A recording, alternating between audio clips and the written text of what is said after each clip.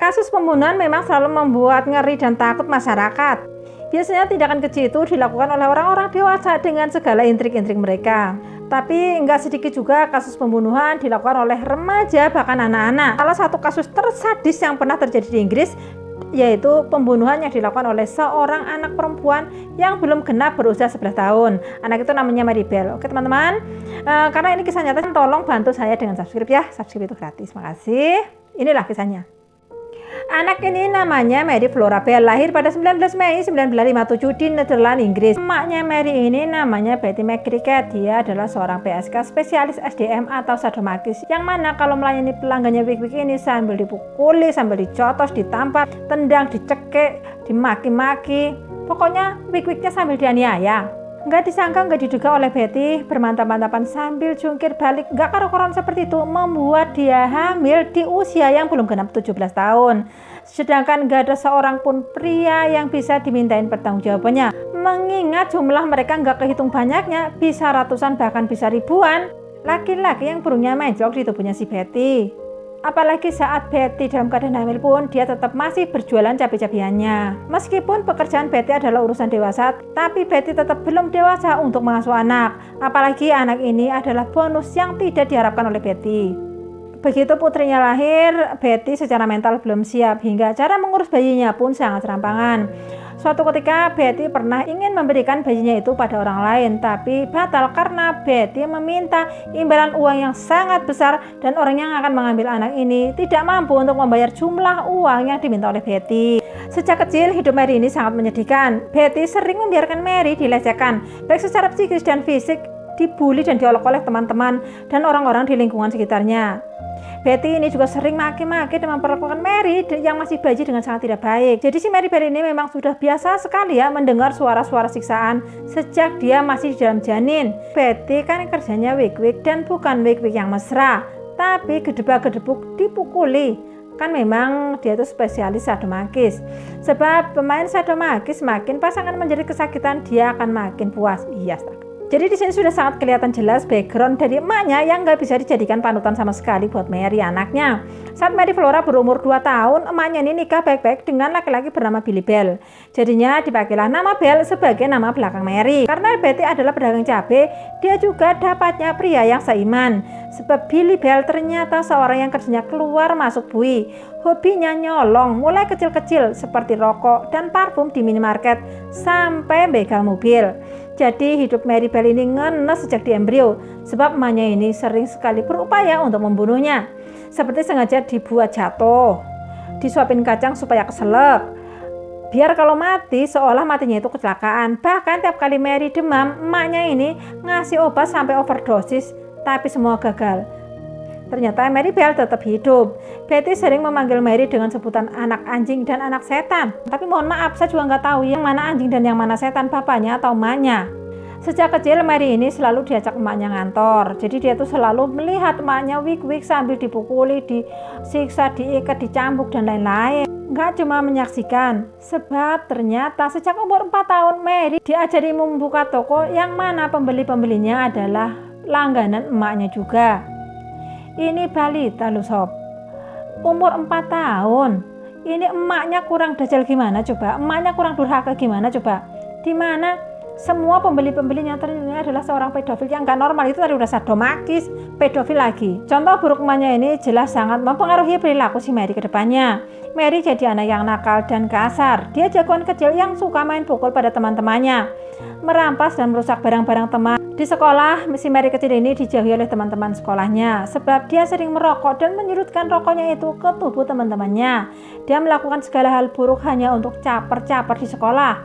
Dia sering pamer-pamer dan sering banget ngarang cerita bohong. Jelas saja semua orang tua pesan sama anak-anaknya agar menjauh dari si Mary.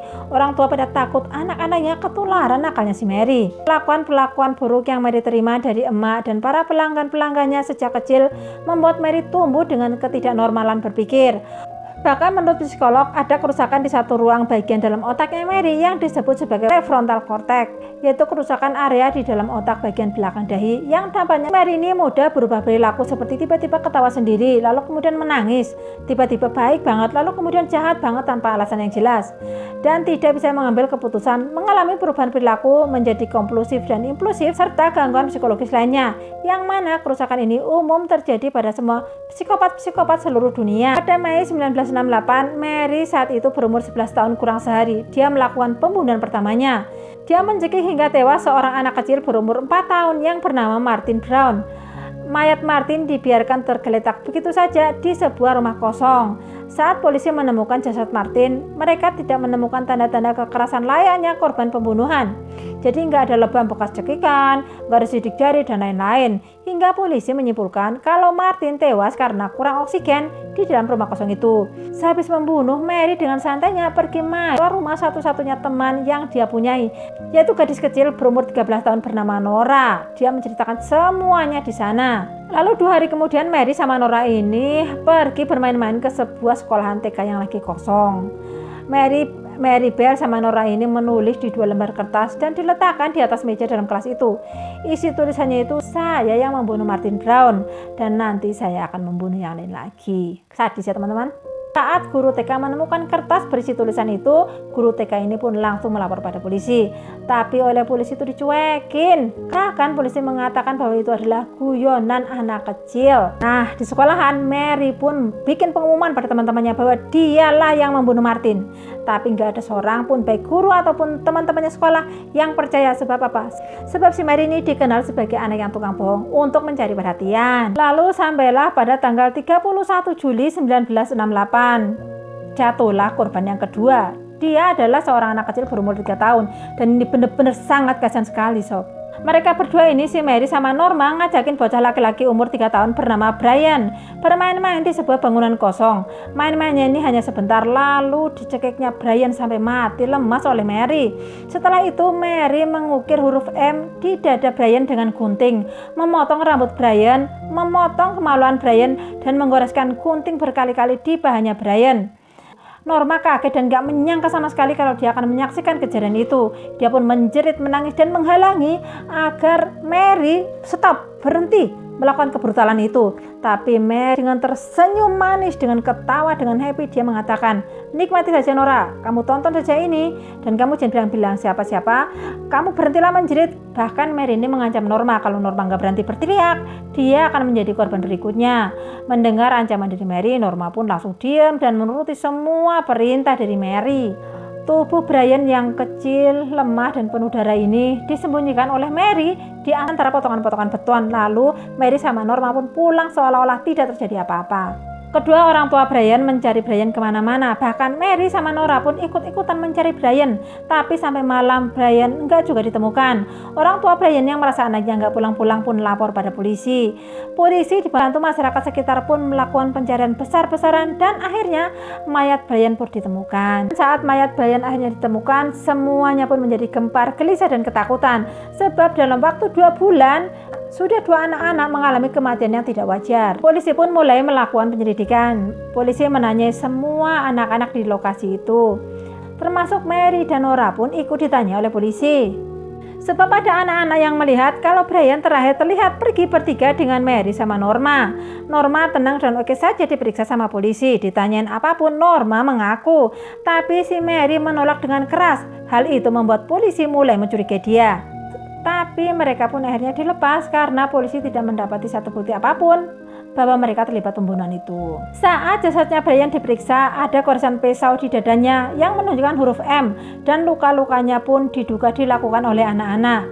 Mary dan Norma pun dipanggil lagi oleh polisi, dan Mary ditanya lebih dalam lagi sebab dialah yang paling dicurigai. Setelah muter-muter, akhirnya Mary keceplosan mengatakan kalau dia melihat seorang anak kecil bersama Brian dan anak itu membawa gunting. Nah, polisi pun langsung terperangah mendengar kata-kata gunting keluar dari mulut Mary. Sebab yang tahu bahwa Brian dimutilasi pakai gunting itu hanya dokter sama polisi. Polisi nggak berani cerita karena saking sadisnya. Sejak saat itu, Norma diperiksa secara terpisah di ruangan yang lain. Saat ditanya polisi dengan lebih detail, Norma pun mengatakan yang sejujurnya. Dia menyaksikan bahwa memang Mary lah yang membunuh Brian, yang memotong-motong Brian. Pengakuan Norma kepada polisi itu membuat Mary tidak bisa berkutik lagi. Apalagi saat Norma pun mengaku kalau Mary juga yang membunuh Martin Brown dan Mary juga yang membuat tulisan di sekolahan TK itu. Pada akhirnya Mary pun mengaku bahwa dialah yang membunuh Martin 2 bulan yang lalu. Mereka berdua pun lalu ditahan untuk diadili. Dan saat di sidang, Mary pun jujur mengatakan bahwa dia melakukan semua kebrutalan itu hanya untuk senang-senang saja, untuk kepuasan batin saja, dan tidak ada motif yang lain. Setelah menjalani berkali-kali persidangan, Mary pun diputus bersalah dan divonis 12 tahun penjara yang mulai dia jalani sejak bulan Desember 1968. Tapi si Norma dibebaskan. Biarpun orang tua Brian nggak terima dan protes, tapi keputusan pengadilan tetap membebaskan Norma. Setelah menjalani hukuman, Mary pun bebas di tahun 1980. Pada saat itu umurnya 23 tahun. Pemerintah memberi dia identitas baru dan masih diawas karena masih dalam keadaan bebas bersyarat. Tapi kemanapun Mary pergi, tetap saja dia dikenal oleh banyak orang. Hingga dia pun pergi berpindah dari satu kota ke kota yang lain. Di antara naik turunnya kehidupan barunya, Mary berhasil menikah dan melahirkan anak perempuan di tahun 1984. Selama 14 tahun lamanya, putrinya ini nggak pernah tahu kejahatan yang telah dilakukan oleh ibunya. Akhirnya, koran lokal berhasil menemukan nama suami Mary dan berhasil melacaknya. Penemuan itu membuat hidup Mary jadi jauh lebih buruk dan sulit. Sebab para wartawan ini siang, malam, pagi, sore mengepung, ketok-ketok pintu, bahkan berkemah di depan rumahnya Mary. Jadi dia kalau ketahuan wartawan pindah, dan seperti terus menerus sampai sekarang. Pelajaran yang bisa kita petik ini teman-teman, jangan abaikan rasa curiga, karena sebenarnya rasa curiga itu kadang-kadang itu menyelamatkan kita. Oke teman-teman, sekian dulu videonya. Jangan lupa like, komen, dan subscribe. Terima kasih.